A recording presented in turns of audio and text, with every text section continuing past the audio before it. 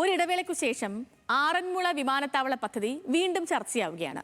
ഈ പദ്ധതിയുമായി മുന്നോട്ട് പോയാൽ പ്രതിഷേധം കടുപ്പിക്കുമെന്ന് CPIM-ഉം CPI-യും BJP-യും വ്യക്തമാക്കി കഴിഞ്ഞു. വിമാനത്താവള പദ്ധതി വീണ്ടും ചർച്ചയാകുന്നതിന് പിന്നിൽ റിയൽ എസ്റ്റേറ്റ് താൽപര്യം എന്നുള്ളതാണ് പ്രധാനപ്പെട്ട ആക്ഷേപം. 10 വർഷം കാണാത്ത ഭൂമാഫിയക്കാർ ഇപ്പോൾ ഇറങ്ങിയിരിക്കുന്നത് ഭരണത്തണലിലാണെന്നായിരുന്നു മുൻ കൃഷിമന്ത്രി P. പ്രസാദിന്റെ ആരോപണം.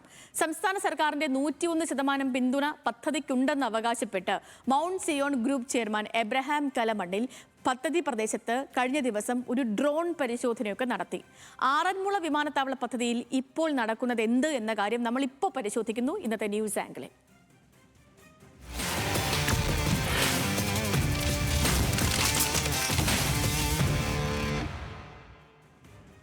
ശ്രീരാജ് പത്തനംതിട്ടയിൽ നിന്നും തത്സമയം നമുക്കൊപ്പം ചേരുന്നുണ്ട്. Sreeraj, good morning.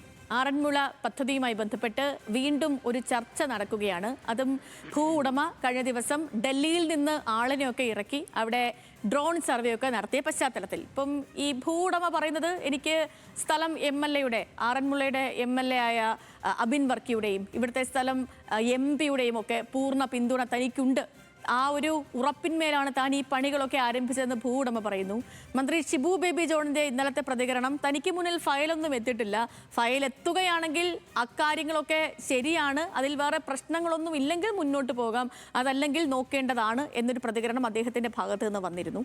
അതിനൊപ്പം CPM-ന്റെയും BJP-യുടെയും ഒക്കെ പ്രതികരണം നമ്മൾ കേട്ടു. രണ്ടുപേരും ഈ പദ്ധതിക്കെതിരെ, പ്രത്യേകിച്ച് കുമ്മനം രാജശേഖരന്റെയും അതേപോലെ തന്നെ CPM-ന്റെയും ഒക്കെ പ്രതികരണം, ഇന്നലെ നമ്മൾ രാജു എബ്രഹാമിന്റെ ഒക്കെ പ്രതികരണം ഇന്നലെ കേട്ടതാണ്.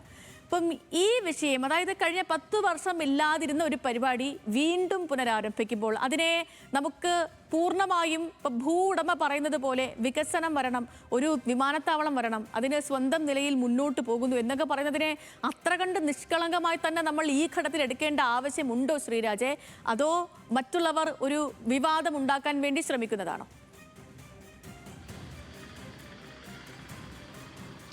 സേതു, ഇതിലൊരു പ്രധാന പ്രശ്നം എന്തെല്ലാം കടമ്പകൾ മറികടന്ന് വേണം ഈ ആറന്മുള വിമാനത്താവള പദ്ധതി യാഥാർത്ഥ്യമാവുകയാണെങ്കിൽ ആവേണ്ടത് എന്നാണ് നമ്മൾ ചിന്തിക്കേണ്ടത്. അതിൽ ഏറ്റവും പ്രധാനപ്പെട്ട പ്രശ്നം ഈ മിച്ചഭൂമിയുമായി ബന്ധപ്പെട്ട കേസുകളെല്ലാം തന്നെ ഹൈക്കോടതിയിൽ ഇപ്പോഴും തുടരുകയാണ്. അത് ഏതെങ്കിലും ഘട്ടത്തിൽ പെട്ടെന്ന് തീരുമെന്ന് പ്രതീക്ഷിക്കുക കൂടി വയ്യ. ഹൈക്കോടതിയിൽ കിടക്കുന്ന കേസുകൾ തീർന്നാൽ മാത്രമായിരിക്കും ഈ ഭൂമി ഏറ്റെടുക്കുന്നതിലുൾപ്പെടെ ഒരു അന്തിമ തീരുമാനത്തിലേക്ക് എത്താൻ സാധിക്കുക. മറ്റൊരു പ്രധാനപ്പെട്ട കാര്യം, ആറന്മുളയിലെ ഭൂപ്രകൃതി ഏതെങ്കിലും തരത്തിൽ വലിയ നിർമ്മാണത്തിനോ മറ്റ് വൻകിട പദ്ധതികൾക്കോ അനുയോജ്യമല്ല എന്ന ഹരിത ട്രിബ്യൂണലിന്റെ നിരീക്ഷണമാണ്.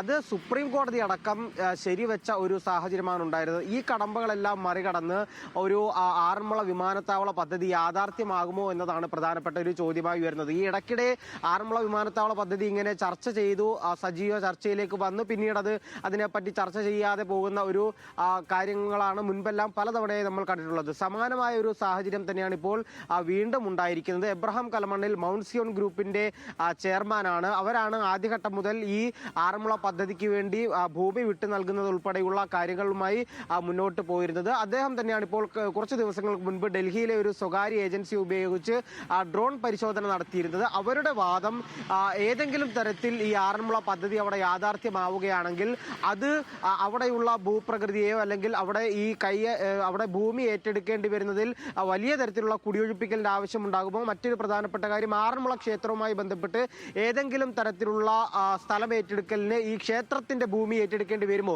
എന്നുള്ള കാര്യങ്ങളെല്ലാം പരിശോധിക്കാനാണ് ഈ ഡ്രോൺ പരിശോധന എന്നാണ് അദ്ദേഹം പറയുന്നത്. അതുപോലെ ഇപ്പോൾ നിലവിലുള്ള 400 ഏക്കറിന് പുറമെ 1000 ഏക്കർ കൂടി ഈ വിമാനത്താവള പദ്ധതിക്കായി കണ്ടെത്തേണ്ടതുണ്ട്. ഈ ആവശ്യത്തിന് വേണ്ടിയിട്ടാണ് ഇത്തരത്തിൽ ഡ്രോൺ പരിശോധന നടത്തിയതെന്നാണ് ഒരു വാദം, അതായത് ഈ മൗണ്ട് സിയോൺ ഗ്രൂപ്പ് ചെയർമാനായ എബ്രഹാം കലമണ്ണിലിന്റെ വാദം. പക്ഷേ അതിനെതിരെ ഉന്നയിക്കപ്പെടുന്ന പ്രധാനപ്പെട്ട ഒരു ആരോപണം, ഇക്കാലം അത്രയും ഈ 10 വർഷക്കാലവും ഏതെങ്കിലും തരത്തിലുള്ള ഒരു ഡ്രോൺ പരിശോധന എന്ന നിലയ്ക്കോ അല്ലെങ്കിൽ മറ്റേതെങ്കിലും തരത്തിലുള്ള ഒരു പദ്ധതി യാഥാർത്ഥ്യമാക്കുന്നതിന് വേണ്ടിയിട്ടുള്ളൊരു മുന്നോട്ട് വരലോ ഉണ്ടായിട്ടില്ല. പക്ഷേ ഇപ്പോൾ ഇത്തരത്തിലൊരു വീണ്ടും ഈ പദ്ധതിയുമായി മുന്നോട്ട് വരുന്നതിന് മുന്നിൽ റിയൽ എസ്റ്റേറ്റ് താല്പര്യമെന്നാണ് പ്രധാനപ്പെട്ട ഒരു ആരോപണമായി ഉന്നയിക്കുന്നത്. അത് ഉന്നയിക്കപ്പെടാൻ കാരണം, വർഷങ്ങൾക്ക് മുൻപേ, എനിക്ക് തോന്നുന്നു 2004-ലാണ് ഈ വിമാനത്താവള പദ്ധതിയുമായുള്ള പ്രാരംഭ നടപടികൾ ആരംഭിക്കുന്നത്. ആ ഘട്ടത്തിൽ തന്നെ ഈ ഭൂമി വളരെ നിസ്സാര തുകയ്ക്കായിരുന്നു ഈ ഭൂമി ഏറ്റെടുത്തിരുന്നത്. ഈ 400 ഏക്കറോളം വരുന്ന ഭൂമി പല ഘട്ടങ്ങളിലായി വളരെ നിസ്സാരപ്പെട്ട തുകയ്ക്കായിരുന്നു ഏറ്റെടുത്തിരുന്നത്. പക്ഷേ പിന്നീട് ഈ ഹരിത ട്രിബ്യൂണൽ ഇതിൽ ഇടപെടുകയും ഇവിടെ നിർമ്മാണ പ്രവർത്തികൾ നടക്കില്ല എന്ന് പറയുന്ന ഒരു സാഹചര്യം കൂടി വന്നതോടെ ഈ ഭൂമി മറ്റൊന്നിനും വിനിയോഗിക്കപ്പെടാതെ ഇങ്ങനെ കിടക്കുന്ന ഒരു സാഹചര്യമാണുള്ളത്. അവിടെ ആറന്മുള പ്രദേശം നമുക്കറിയാം, വയൽപ്പാടങ്ങൾ ഒരുപാടുള്ള പ്രദേശമാണ്. തണ്ണീർത്തട സംരക്ഷണ നിയമമൊക്കെ വരുന്ന അതിൻ്റെ അധികാര പരിധിയിൽ വരുന്ന ഒരു പ്രദേശം കൂടിയാണ്. അതുകൊണ്ട് തന്നെ ഏതെങ്കിലും തരത്തിലുള്ള ഒരു നിർമ്മാണം അവിടെ നടത്താൻ സാധിക്കാതെ പോയിരുന്നു. ഇപ്പോൾ ഇത്തരത്തിലുള്ള ഒരു വൻകിട പദ്ധതിയുമായി വന്ന് ഒരു പൊതു താല്പര്യം എന്നുള്ള ഒരു മുഖംമൂടിയുടെ ആവരണത്തോടെ വന്ന് ആ പദ്ധതി നടപ്പിലാക്കുകയാണെങ്കിൽ ഒരു വലിയ തുകയ്ക്ക് അല്ലെങ്കിൽ ഈ വെറുതെ കിടക്കുന്ന ഈ ഭൂമി ഒരു വലിയ പദ്ധതിക്ക് വേണ്ടിയിട്ട് മാറ്റാം, അല്ലെങ്കിൽ അതിൽ നിന്നും ലാഭം ഉണ്ടാക്കാമെന്ന ചിന്തയാണ് ഈ എബ്രഹാം കലമണ്ണിൽ അടക്കമുള്ള ആളുകൾക്കുള്ളത് എന്നാണ് BJP-യും അടക്കം ഉന്നയിക്കുന്നത്. പ്രതിപക്ഷങ്ങൾ അത്തരത്തിലുള്ള ആരോപണങ്ങൾ ഉന്നയിക്കുന്നു. എന്നാൽ ഈ പറയുന്ന പോലെ ഭൂവുടമ ഇപ്പോഴും പറഞ്ഞു തനിക്ക് ഭരണമുന്നണിയുടെ 101% പിന്തുണയുണ്ട്, അവരെ അറിയിച്ചാണ് ഈ പരിപാടികളൊക്കെ ചെയ്തതെന്നാണ്. വരും ദിവസങ്ങളിലും വരും മണിക്കൂറുകളിലും ആറന്മുള വിമാനത്താവള പദ്ധതിയിൽ ഇപ്പോൾ നടക്കുന്നത് എന്താണ് എന്ന കാര്യത്തിൽ ഒരു വ്യക്തത വരുമെന്ന് പ്രതീക്ഷിക്കുന്നു. കാരണം